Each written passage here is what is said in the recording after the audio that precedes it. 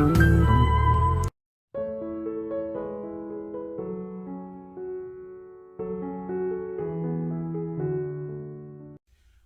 peut se mettre debout pour lire un peu la parole de Dieu, pour accueillir la.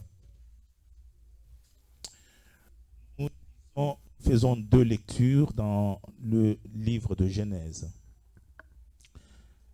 Dans le livre de Genèse, au chapitre 35, nous lisons quelques versets et nous lire également au chapitre 38.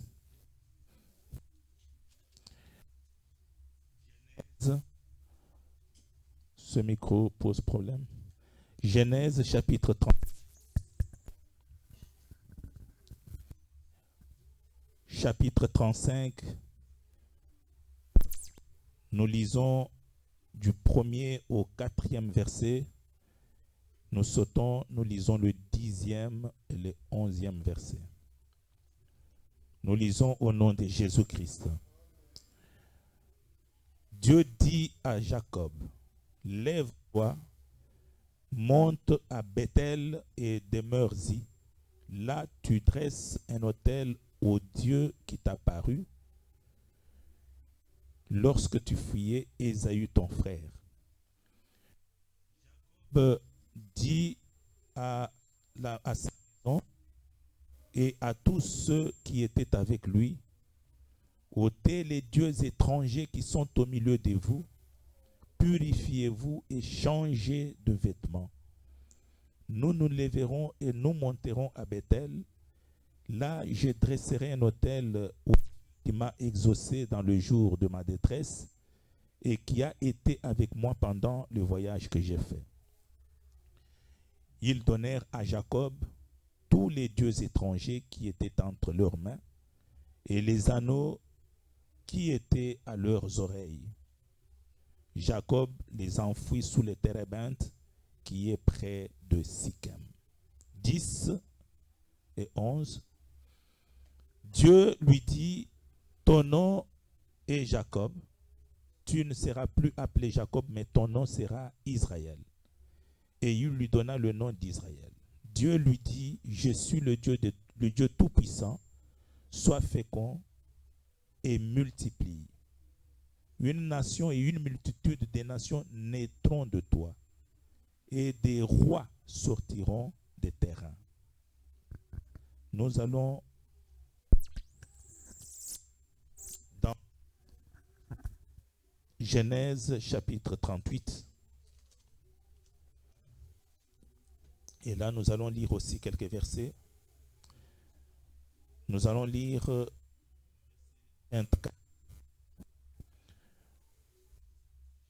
38, versets 24 à 26.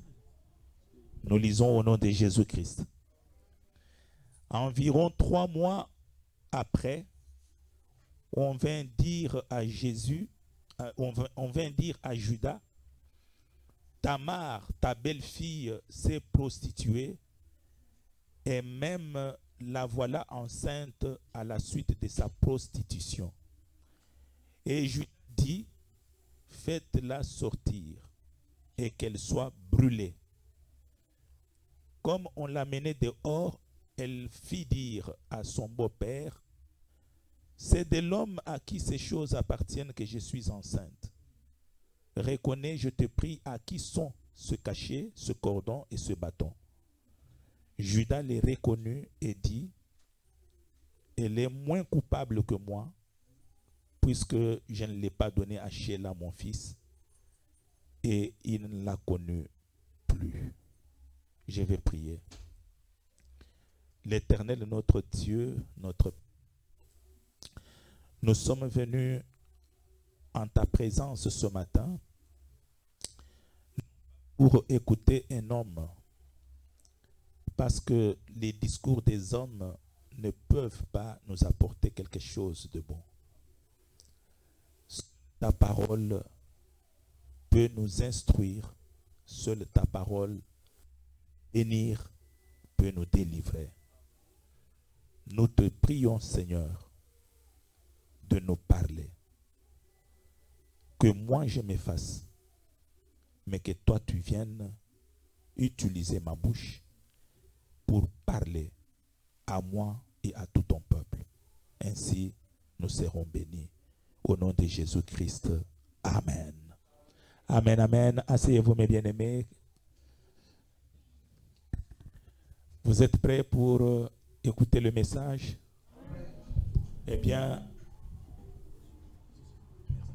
essayez de bien vous mettre, éviter la distraction, parce que nous sommes au moment où nous voulons entendre ainsi dit l'Éternel. Mes bien-aimés, dans la première lecture que nous avons lue, on nous parle de Jacob qui a eu une vision de la part de Dieu. J'aimerais dire déjà en ce moment, écoutez bien, que Dieu a toujours choisi un homme pour conduire son peuple. Est-ce que vous m'entendez bien? Là où il y a des hommes, Dieu s'est toujours choisi quelqu'un. Et cet homme, Dieu lui donne la vision. Et il va conduire le peuple de Dieu selon la vision que Dieu lui donne. Nous l'avons vu avec Abraham. Lorsque Dieu l'a appelé, il lui a donné une vision. Il lui a dit, tu vas partir de la maison de tes parents. Tu vas partir de ta nation, de ta patrie. Je vais t'indiquer l'endroit où tu vas, le pays où tu vas vivre. Quand Abraham a eu cette vision, il l'a dit à ceux qui dépendaient de lui. C'était Sarah, sa femme, et son neveu Lot. Et ils sont partis. Ces deux derniers, c'est-à-dire Sarah et Lot, sont entrés dans la vision de Abraham. Ils n'ont pas hésité. Ils sont entrés dans la vision d'Abraham et ils sont partis. Nous le voyons lorsque Dieu appelle Moïse. Il lui dit, j'ai entendu les cris de mon peuple en Égypte. J'ai vu, j'ai entendu, je suis descendu pour le délivrer. C'est toi que j'envoie. Tu vas délivrer mon peuple. Tu vas le faire sortir de l'esclavage et tu vas l'amener vers le pays, vers la terre promise. Et Moïse est allé dire cette vision au peuple d'Israël qui était en esclavage. Le peuple est entré dans la vision de Moïse. Est-ce que vous êtes avec moi? Le peuple d'Israël est entré dans la vision de Moïse. Parce que c'est comme ça que Dieu voulait que Moïse les conduise. Alors, quand le peuple est sorti, ils ont pris la direction du désert pour aller à la terre promise. Comme il n'a pas pu entrer dans la terre promise, il y a un autre visionnaire qui a eu la vision de faire entrer le peuple d'Israël à Canaan. Vous connaissez bien, il s'agit de Josué. Bien-aimé, ici, on nous parle de Jacob qui a eu aussi une vision pour conduire le peuple de Dieu qui était à sa charge. Dieu lui dit, Jacob, lève-toi. Tu dois aller à Bethel, là où je t'avais rencontré lorsque tu fuyais ton frère Ésaü. Vous connaissez très bien l'histoire que Jacob, en fuyant son frère Ésaü, il se retrouvait à Bethel, là où Dieu l'a visité et là où Dieu l'a déclaré le vainqueur. Il dit, lève-toi. Et quand Jacob s'est levé, après avoir reçu cette vision, Il a dit à tous ceux qui dépendaient de lui, tous ceux qui étaient avec lui, lèvez-vous. Nous devons aller à Bethel. Il y a une mission qui nous attend à Bethel. Je vais y construire, y bâtir un hôtel. J'aimerais dire à une personne ce matin, lorsque tu acceptes d'aller là où Dieu te conduit, tu ne seras jamais déçu. Est-ce que quelqu'un m'entend? Dieu bénit toujours une personne dans le lieu où il l'a conduit. Jacob dit à tout le monde, lèvez-vous, nous devons prendre la direction de Bethel. Mais Dieu m'a demandé une chose. Débarrassez-vous de tous les dieux étrangers que vous avez. Débarrassez-vous de tous les dieux étrangers. Et si vous lisez au verset 4, il est écrit que, au verset 4, il est écrit, et ils donnèrent à Jacob tous les dieux étrangers qui étaient entre leurs mains et les anneaux qui étaient à leurs oreilles. Jacob les enfouit sous le térébinthe qui est près de Sichem. Prenez tous les dieux étrangers. En ce moment-là, il y avait ceux qui se donnaient à d'autres petits dieux. Comme tu peux être là, tu as un péché mignon, un péché chéri. Nous nous livrons souvent à ce péché-là et nous faisons de ce péché-là notre vie.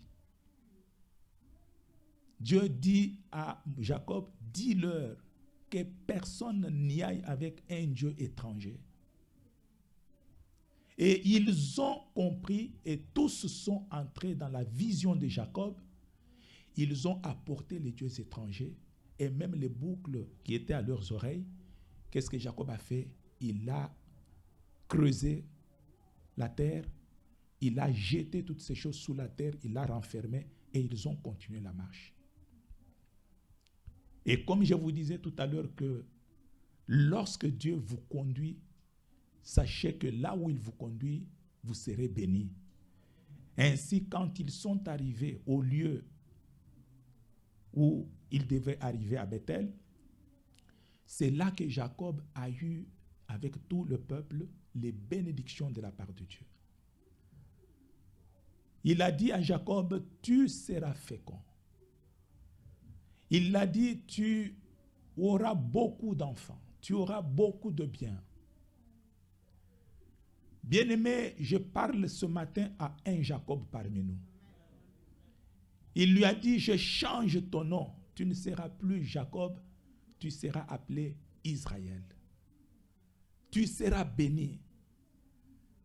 Tu auras beaucoup de bénédictions.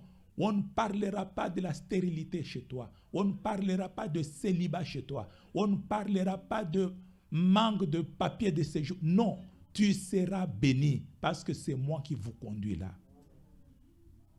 Mes bien-aimés frères et sœurs, le peuple a entendu ces bénédictions.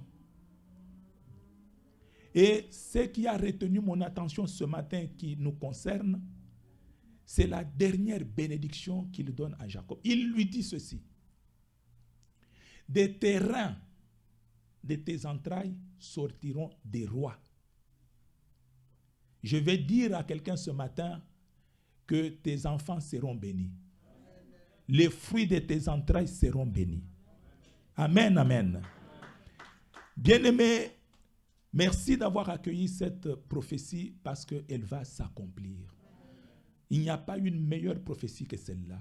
C'est bien que lorsque tu seras couché, que tu laisses derrière toi des enfants qui sont vraiment acquis à la cause de l'évangile, qui sont sous la protection de Dieu, qui craignent Dieu.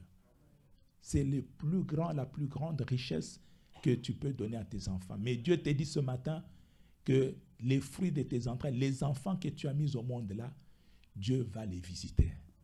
Amen. Mais bien aimé, il dit, des terrains sortiront les rois. Comme pour dire à Jacob, toi tu n'es pas roi. Mais ceux que tu mettras au monde, parmi eux, il y aura des rois.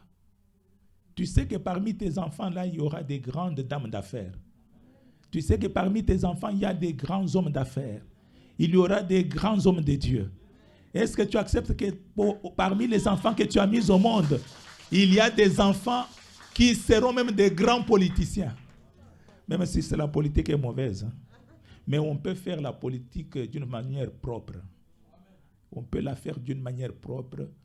On connaît des pays où quelqu'un a accédé à la magistrature suprême et avant même la fin de son mandat, il dit, bon, je vous dis, je m'en vais, j'ai accompli ma mission. Et ils sont allés et aujourd'hui, ils sont entrés dans l'histoire. On peut faire proprement la politique. Amen, amen. Je suis en train de bénir vos enfants ce matin. Nous bénissons nos enfants ce matin. Amen. Mais bien aimés, lorsqu'il a dit que de tes reins sortiront de rois, Jacob n'était pas roi. Nous avons vu que lorsque Jacob est parti après cette rencontre avec Dieu à Bethel, Jacob, contrairement à ses pères, son père Abraham n'avait eu qu'un seul fils, disons un seul fils de la promesse. Et chez son papa Isaac, ils étaient à deux avec son frère Ésaü. Mais lui, comme la fécondité l'avait accompagné, il a eu 12 enfants qui sont devenus les 12 tribus d'Israël. La fécondité l'a accompagné. Bien-aimé, et le jour que Dieu a dit à Jacob de bénir ses enfants avec des paroles prophétiques, Jacob appelait chacun de ses enfants à partir de Ruben, l'aîné, jusqu'au cadet qui était Benjamin. Il donnait à chacun des paroles prophétiques. C'est alors que, quand le tour de Judas est arrivé, Jacob prononce des paroles prophétiques sur son fils Judas. Il dit, je vois dans tes mains, tu as un sceptre, tu as un bâton. Tu es un roi. C'est alors que Jacob a compris que parmi les 12 enfants qu'il avait mis au monde, il y avait un roi qui s'appelait qui? Judas. Mais bien aimé, c'est ce qui nous permet maintenant d'entrer dans la deuxième lecture et de dégager l'intitulé de notre message. Judas était dans la maison de David, de Jacob. Il était un roi, mais un roi qui ne régnait pas. Il était là, dans la roi, il était roi, mais sans royaume. C'est ce que nous sommes, nous les enfants de Dieu. Beaucoup d'entre nous, en tant que chrétiens, nous sommes des petits rois, des rois télé. Est-ce que vous êtes d'accord avec moi? Parce que notre maître, notre Seigneur est roi. Nous sommes des petits rois en tant que chrétiens. Mais beaucoup d'entre nous, nous sommes des rois, mais nous ne régnons pas. Voilà pourquoi j'ai intitulé le message d'aujourd'hui. Pourquoi nous ne régnons pas? Pourquoi nous ne régnons pas? Judas était roi parce que l'onction royale était sur lui. Les sceptres de commandement étaient entre ses mains. Mais il ne régnait pas. Or, nous les enfants de Dieu, bien-aimés, nous devons régner. Pourquoi? Parce que La Bible dit en 2 Timothée au chapitre 2, je crois verset 12, la Bible dit, si nous persévérons, nous régnerons avec lui. Mais si nous le régnons, il nous régnera aussi. Donc, nous régnerons avec Dieu. Nous sommes appelés à régner. Lorsque Dieu a créé l'homme, parmi les promesses à la création qu'il a données à l'homme, il a dit, soyez féconds, multipliez, remplissez la terre, dominez. Dominer, c'est une autre façon de dire régner. Parce que celui qui règne, c'est celui qui domine. Est-ce que vous êtes d'accord avec moi? Quand on règne, on domine. Alors, c'est une promesse que Dieu a donnée à la création. Et Jésus-Christ est venu pour accomplir en nous cette promesse. Nous sommes appelés à régner, à dominer. Mais d'où vient que nous ne dominons pas? Au lieu de dominer, ce sont les esprits mauvais qui nous dominent. Soit c'est l'esprit des femmes de nuit, soit c'est l'esprit des maris de nuit. Lorsqu'il y a un autre esprit qui est puissant en nous, qui nous domine, nous ne pouvons pas régner. Judas, avec sa famille, ils sont allés en Égypte. C'est ce qui l'a empêché de régner en premier temps. J'ai dit bien noté en premier temps. Dans un premier temps, il n'a pas pu régner parce qu'il se retrouvait en Égypte. Vous savez qu'ils ont suivi tous leurs frères Joseph. Et quand ils sont arrivés en Égypte, ils se sont installés avec leur famille. Ils ne pouvaient pas régner. Pourquoi? Parce qu'il y avait un autre roi qui s'appelait comment? Pharaon. Pharaon était le roi d'Égypte. Quand il y a un autre roi, tu ne peux pas régner parce qu'il y a un autre roi au-dessus de toi. Judas ne pouvait pas régner parce qu'il y avait un autre roi. Le Pharaon était là, au-dessus de lui, en train de le conduire. C'est pour vous dire que lorsque nous avons d'autres esprits à nous qui dominent sur nous, ça peut être l'esprit d'adultère, l'esprit d'impudicité.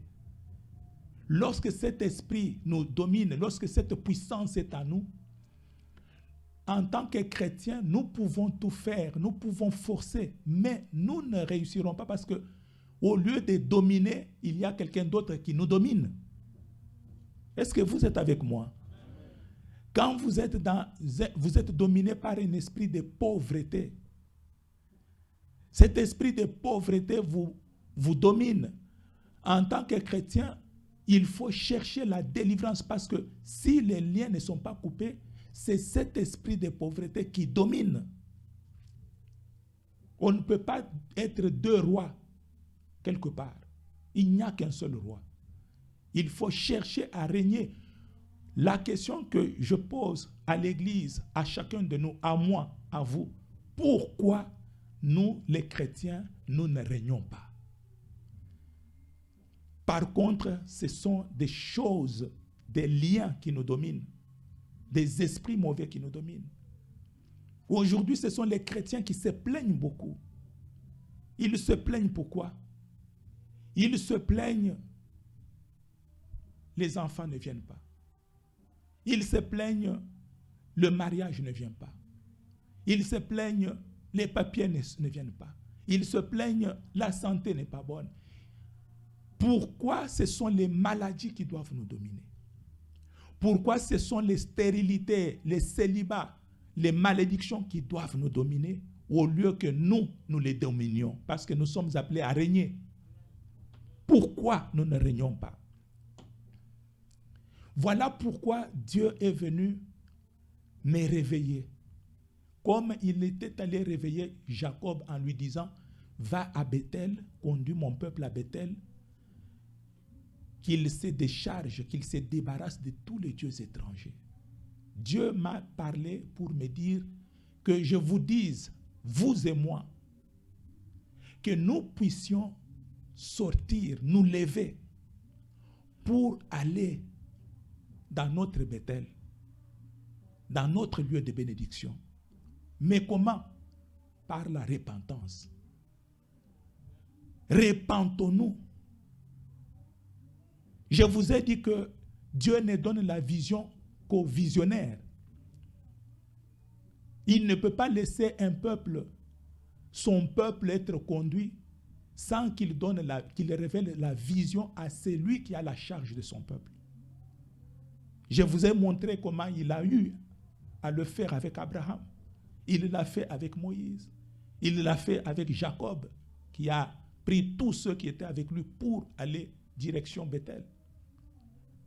Pourquoi ne le fera-t-il pas aussi avec nous aujourd'hui? Aujourd'hui encore, il le fait avec nous. C'est pourquoi je vous dis, lèvez-vous, peuple de Dieu, lèvons-nous, repentons-nous. Faisons 14 jours devant nous de jeûne et de prière. Et clôturons par la Sainte Seine. Ce samedi-là, nous allons vivre notre Bethel. Est-ce que quelqu'un peut dire un bon amen? Bien-aimés, lèvons-nous. C'est ainsi que je disais, Juda ne pouvait pas régner en Égypte parce qu'il y avait un autre roi. On ne peut pas régner là où quelqu'un d'autre règne. Alors, nous disons maintenant que le problème de Juda, pourquoi, après être parti en Égypte, sa famille, certainement qu'il est mort, et il avait des enfants et des petits-enfants. Les générations qui se suivaient, toute la progéniture de Juda, c'était des héritiers du trône. Est-ce que vous comprenez? Tous ceux qui étaient sortis de reins de Juda étaient des héritiers du trône. Mais pourquoi ils ne régnaient pas en Égypte? Là, nous savons que c'est parce qu'il y avait un autre roi. Nous sommes d'accord? Mais maintenant, quand ils sont sortis de l'Égypte, Dieu les a conduits jusqu'au désert. Et après le désert, ils sont entrés dans la terre promise. Parce que dans le désert, c'est Moïse qui les conduisait. Mais pourquoi même Moïse les conduisait? Est-ce que Moïse avait droit de conduire le peuple de Dieu? Parce que Dieu avait déjà tranché les choses chez Jacob. Il a dit, c'est lui qui a le bâton pour conduire mon peuple. Il sortira du ventre de qui? De Juda. Vous êtes avec moi? Vous pouvez lever un peu la main pour montrer que vous êtes avec moi? Est-ce que vous me suivez attentivement? Je vais encore le répéter d'une manière, de façon que ça entre dans la tête de chacun. Je dis, Moïse ne pouvait pas conduire les enfants d'Israël parce Dieu avait déjà tracé les choses. C'est lui qui avait le bâton de commandement de son peuple, devrait être issu du ventre des reins de Juda. Lévi n'est pas sorti du ventre des seins de reins de Juda. Moïse est sorti de sein de qui? De Lévi, l'un des enfants d'Israël, l'un des enfants de Jacob, qui s'appelait Lévi. Moïse est issu de Lévi, il n'est pas issu de Juda. Mais pourquoi il sait? Dieu l'a appelé lui pour conduire le peuple, le sortir avec le bâton, le conduire avec le bâton dans le désert, jusqu'à l'entrée de Canaan, là où il est mort. C'est parce qu'il y avait un problème avec Juda. Il y avait un problème. Ma soeur, mon frère, lorsque Dieu ne nous donne pas aujourd'hui de régner sur le problème qui nous entoure, c'est parce que nous avons un problème. Nous avons un souci, nous avons un problème que nous allons découvrir aujourd'hui. Ce n'est pas Moïse qui avait droit de conduire le peuple d'Israël. c'est l'un des enfants de Juda, qui venait du ventre de Juda, qui devrait conduire le peuple. Mais pourquoi Dieu a recouru à Lévi, c'est-à-dire au ventre de Lévi, au rein de Lévi, au lieu de recourir au rein de Juda? Et même quand Juda est mort, et quand Moïse est mort, c'est lui qui a pris la relève pour faire entrer le peuple d'Israël à Canaan. Il s'appelait comment? Il s'appelait Josué. Dieu est allé tirer encore quelqu'un qui n'était pas du ventre de Juda. Josué, il était du ventre de Manassé. Josué était du ventre de Manassé. Pourquoi Dieu est allé puiser dans le ventre de Manassé? Au lieu, alors qu'il y avait un magasin qui produisait les rois. Permettez-moi l'expression. Le magasin qui produisait les rois, c'était qui? C'était Juda. C'est celui qui devait conduire le peuple de Dieu. Les choses étaient bien organisées par Dieu. Il saute Juda, qui y avait l'onction de diriger le peuple, qui avait le bâton. Il saute, il va d'abord puiser Moïse chez Lévi. Moïse meurt, il va puiser Josué chez Manassé. Et quand Josué s'est établi avec le peuple d'Israël sur la terre de Canaan, Dieu n'a pas recouru au roi. Dieu a recouru aux juges. C'est pourquoi il y a même un livre dans la Bible qui s'appelle le livre des juges. Au lieu d'établir un roi sur son peuple, Dieu établit les juges. Et si vous parcourez tous les juges que Dieu a appelés après Josué, tous, il n'y avait aucun qui venait des entrailles de Juda. Si vous regardez, est-ce que je me suis trompé pour... si vous regardez Dan, si vous regardez Samson, Samson était l'un des juges en Israël. Vous êtes avec moi? Et Samson est sorti de qui? Il est sorti de Dan. Dan qui était l'un des fils de Jacob, le frère de Juda, qui n'avait pas l'onction de conduire le peuple. Lévi n'avait pas l'onction de conduire le peuple, de régner sur le peuple. Manassé n'avait pas l'onction de régner sur le peuple. Mais Dieu est allé tirer ses juges dans les frères de Juda qui n'avaient pas droit. Samson est sorti de Dan. Et quand nous regardons quelqu'un comme Jephthé, il est sorti de qui? D'Éphraïm. Pourquoi Dieu n'utilisait pas les ressortissants des entrailles de Juda? Bien-aimé, pourquoi Dieu aujourd'hui ne permet pas que nous régnions? Toi et moi. Les problèmes nous accablent. Les problèmes nous accablent. Rappelez-vous, lorsque j'ai introduit cette prédication, je disais quoi? La moisson est finie. L'été est passé. C'est-à-dire l'année est terminée. Est-ce que la guérison de la fille de mon peuple est intervenue? Est-ce qu'il y a eu guérison? Est-ce qu'il y a eu solution à ton problème, à mon problème? Pourquoi la guérison? Le prophète pose la question, il dit, pourquoi la guérison de la fille de mon peuple n'est pas intervenue? La moisson est passée, l'été est passé, mais pourquoi ton problème ne trouve pas de solution? Pourquoi ce sont les mêmes pleurs? Pourquoi toujours la même chanson, enfant? Pourquoi la même chanson, mariage? Pourquoi la même chanson, papier de séjour? Pourquoi la même chanson, ma santé? Pourquoi? C'est parce que nous ne régnons pas. Le message que je suis venu te donner aujourd'hui, donner à toute l'Église, dont moi-même et que nous puissions régner. Pourquoi nous ne régnons pas?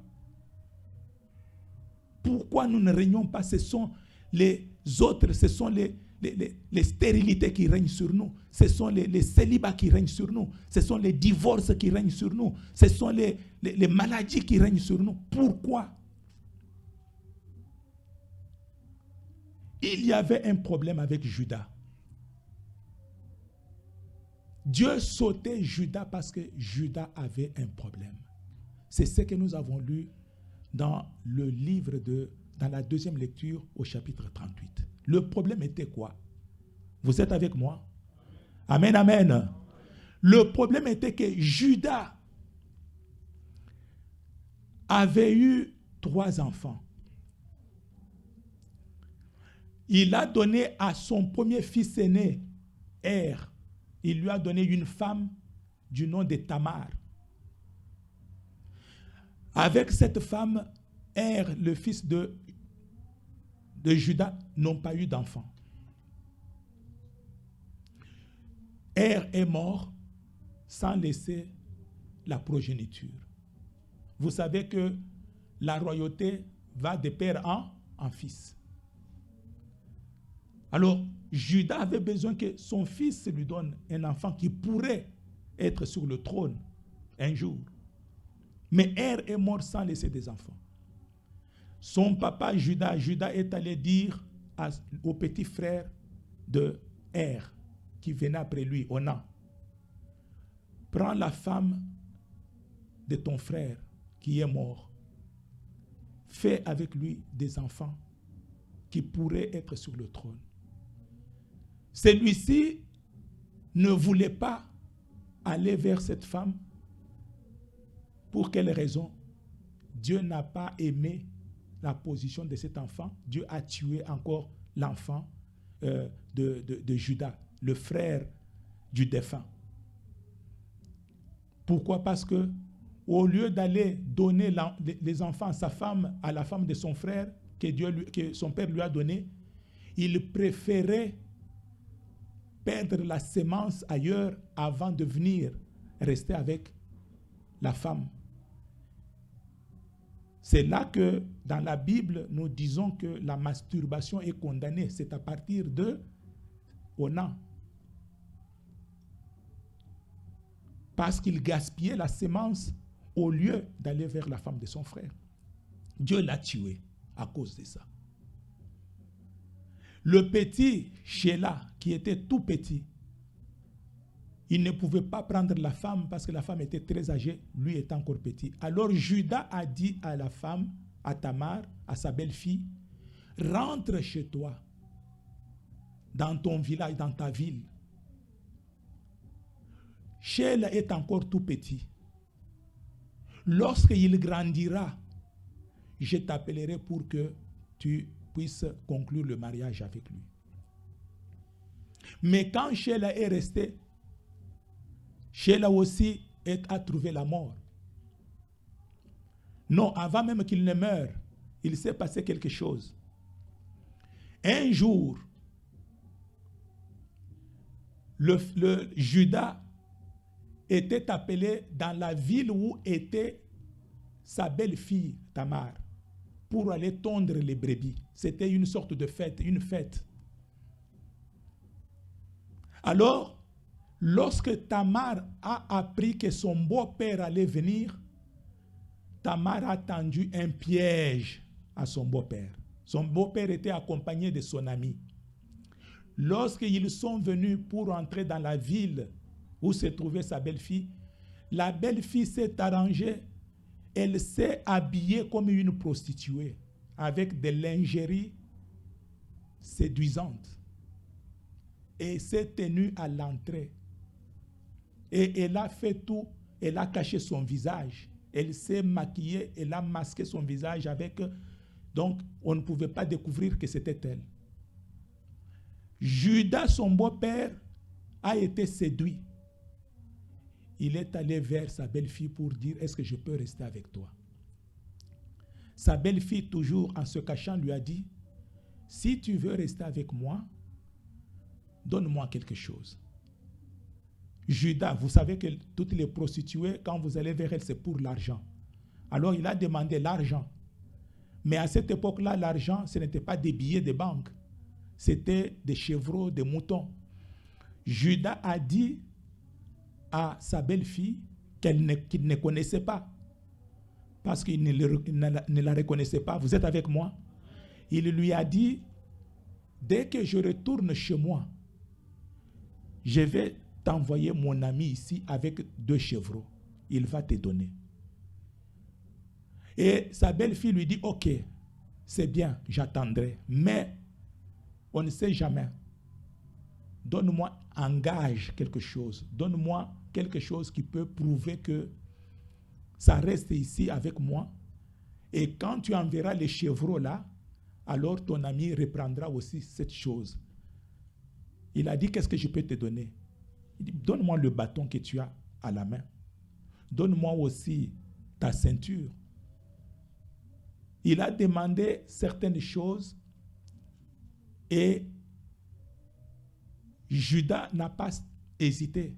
Il lui a donné ce qu'il avait demandé en gage. Il dit, ok, gardez ça, mais gardez très bien parce que je ne tarderai pas à t'envoyer les chevreaux. Et ils ont fait ce qu'ils ont fait. Ils ont fini. La fille est partie. Sa belle-fille est partie. Lorsque maintenant Judas est retourné chez lui, il a envoyé son ami quelques jours après, je crois 1 mois ou 2 mois après, avec des chevreaux. Lorsque son ami arrive, il ne retrouve plus Tamar.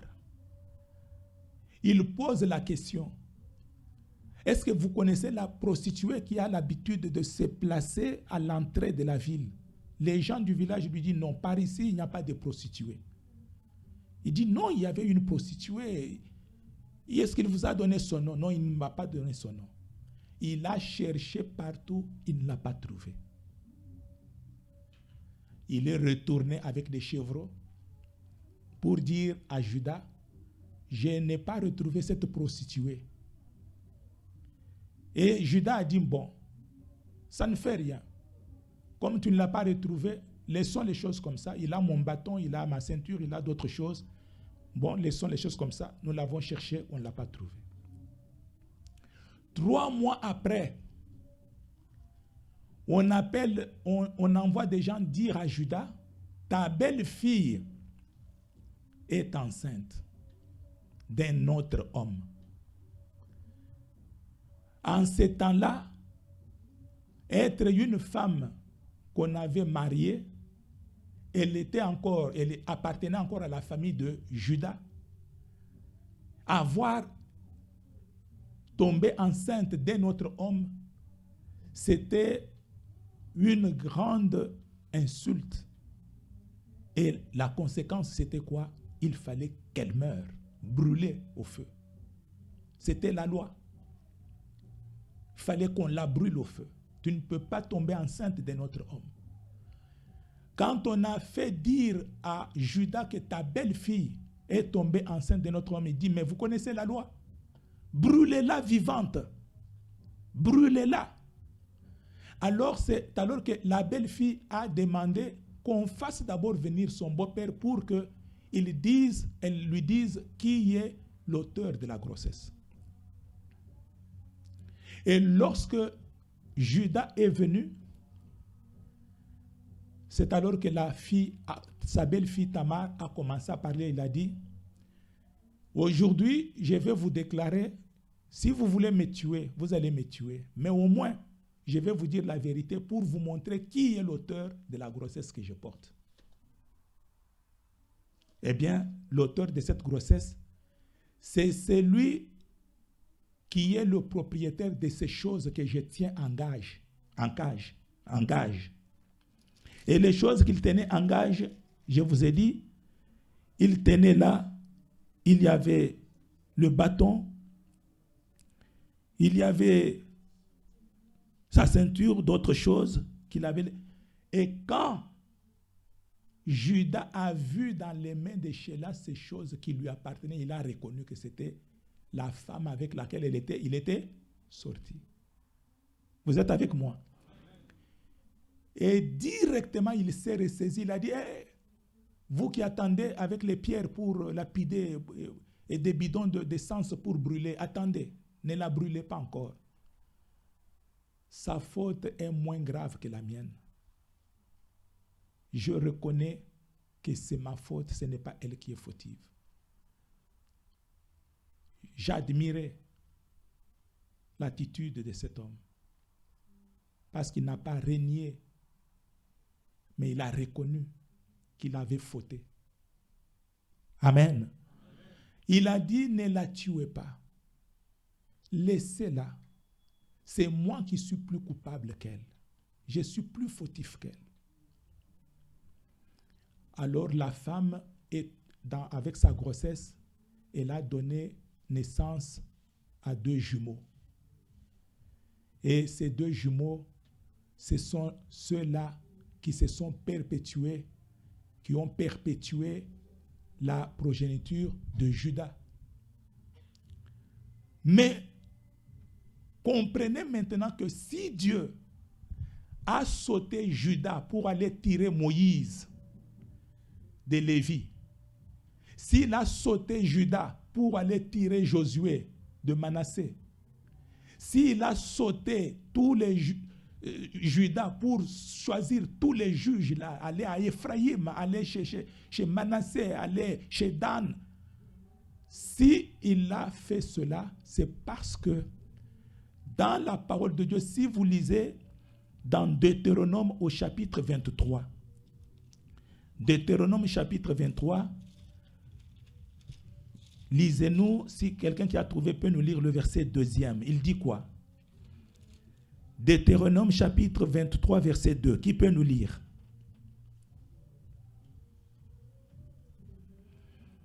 Deutéronome chapitre 23, verset 2, je lis au nom de Jésus. Celui qui est issu d'une union illicite n'entrera pas dans l'assemblée des saints de l'Éternel. Même sa 10e génération n'entrera point dans l'assemblée de l'Éternel. Donc, la loi interdisait aux enfants issus d'une union illicite. Comme ces enfants ici étaient issus d'une union illicite, c'était des enfants incestueux. C'est-à-dire, le père avait donné naissance aux enfants avec qui? Avec sa belle-fille. Alors, ces enfants sont issus d'une union illicite. Ils étaient frappés de malédictions jusqu'à la 10e génération.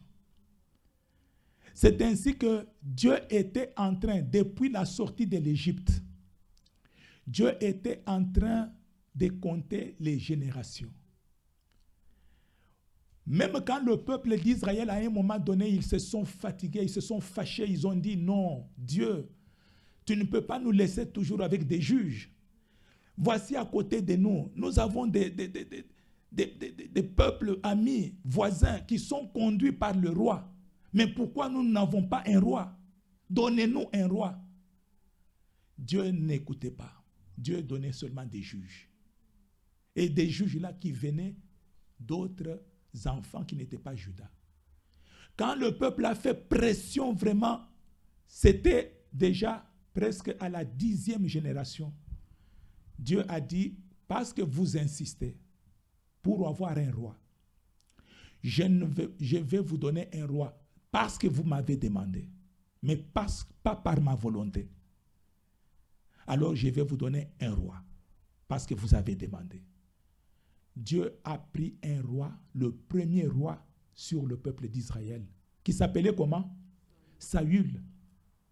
Mais où est-ce qu'il est allé tirer ce roi? Il n'est pas allé dans le magasin des rois qui forment le roi.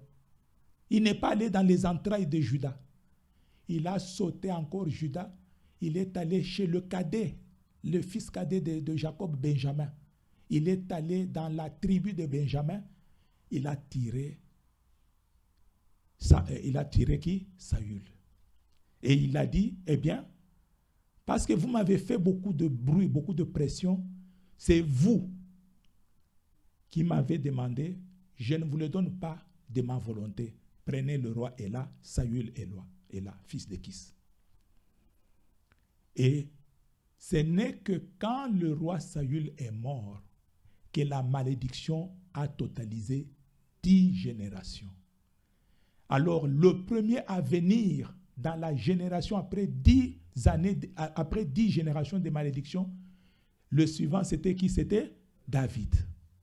C'est ainsi que quand Saül est mort et que la situation de Juda est redevenue normale, c'est ainsi que Dieu a donné maintenant le roi de sa volonté, qu'il a appelé l'homme selon mon cœur. Il a donné David au peuple d'Israël. Il est allé tirer David où? Dans les entrailles de qui? De Juda. Et depuis là, les choses sont redevenues normales. Ce sont les entrailles de Juda qui donnaient des rois. De David jusqu'à tous ceux qui l'ont suivi. Et jusqu'au grand roi qui est le roi des rois, Jésus-Christ. On l'a appelé le lion de la tribu de Juda. Même Jésus est issu de Juda. Parce que le roi, il n'y avait que dans le ventre de Juda. C'est pourquoi je m'en vais dire aujourd'hui. Juda a traîné pourquoi? Pourquoi lui qui devait produire le roi, pourquoi il n'a pas donné le roi? Pourquoi il n'a pas régné? Il n'a pas régné parce qu'il avait péché. Le péché de Juda a fait qu'ils étaient des ministres sans portefeuille. C'est-à-dire des rois sans règne, sans royaume. À cause de quoi? Du péché. Bien-aimés frères et sœurs, écoutez-moi. Bien-aimés, cette parole ne vous concerne pas seulement. Il nous concerne tous aussi les serviteurs. Nous sommes concernés. Bien-aimés, nous avons péché.